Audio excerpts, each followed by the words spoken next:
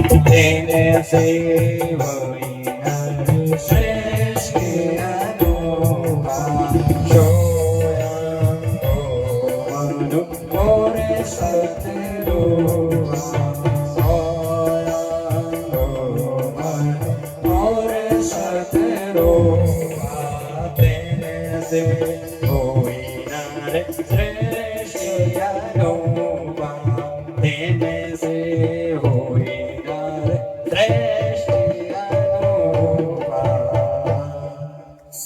स्वयंभू मनु और शत्रुपा से ही सारा संसार हुआ है। आज महाराज आगे स्वयंभू मनु के यहाँ 5 संतान हुई। 3 पुत्री आकुति देवहूति प्रसूति और 2 पुत्र हुए प्रियव्रत उत्तानपाद। ऐसे ही संसार चलने लगा। आगे नारद जी कहते हैं कि एक बात बतलाओ महाराज, भगवान भोलेनाथ जो हैं वो तो काशीपति हैं, उनने काशी का निर्माण किया था। लेकिन लोग उन्हें कहते हैं कि कैलाशपति, तो कैलाशपति काशीपति जो एक ही आएंगे अलग अलग हैं, वो बतलाओ। आज नारद जी के कहने पर बोले एक कथा आती है। एक गुणनिधि नाम का एक ब्राह्मण रहता था और गुणनिधि जो था बड़ा दुष्ट था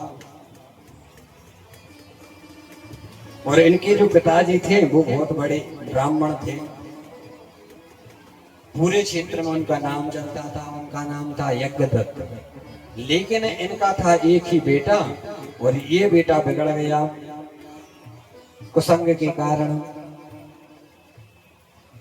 अच्छा, जिसका एक पुत्र होता है वो थोड़ा लाड़ला होता है और मैया लोग उस पर ध्यान नहीं देती ज्यादा कि अब एक ही तो है जेका चुए सो जाई को है साहब, जाई को जो पैसा है सोना है चांदी है सारी यादात जाएगी है, सुबह पे थोड़ा सा कम ध्यान दे पाए। अभी ये पड़ गया कुसंग में। और जब भी यज्ञदत्त जी आए और अपनी पत्नी से पूछे कि गुणनिधि कहाँ गए हो, तो वो एक झूठ कह दे कि स्कूल गया है, कीर्तन करने की भजन कर रहा है, मंदिर गया है। और मैया ये बिगड़ता गया। जैसे जैसे ये बड़ा हुआ वे चोरी करने लगा, जुआ खेलने लगा, ताश खेलता था। मैया से पैसा लेके जाए, मैया पूछे ना काय को ले जाना है, कहाँ जाना है, मैया देती नहीं। समय बीता, जब मैया ने पूछने लगी तो यह चोरी करने लगा। और जो धन यज्ञदत्त जी महाराज को दान में मिलता था, कभी सोना भी मिल जाता था। तो इनको एक अंगूठी मिली और ये अंगूठी वो चुरा के ले गया और जाकर के जुआ में हार गया। एक दिन यज्ञदत्त जी महाराज ने देखा कि किसी एक व्यक्ति के हाथ में वो अंगूठी दिख गई। ये पहचान गए कि ये तो हमें दान में मिली थी, वही अंगूठी है। यज्ञदत्त जी ने उसको बड़ा भला बुरा कहा कि क्यों तुमको शर्म नहीं आई, तुमने हमारी अंगूठी कहाँ से चुराई, कहाँ से मिल गई तुमको हमारी अंगूठी। वो भी कहने लगा कि महाराज जब आपने गरीबान में झांक करके देखो, चोरी वोरी करके नहीं लाए, जीत के लाए। तुम्हारा बेटा जुआ में हमसे हार के चला गया। अब तो महाराज यज्ञदत्त महाराज को बड़ा क्रोध आया कि मेरा पुत्र इतना दुष्ट, शराब पीता है, जुआ खेलता है।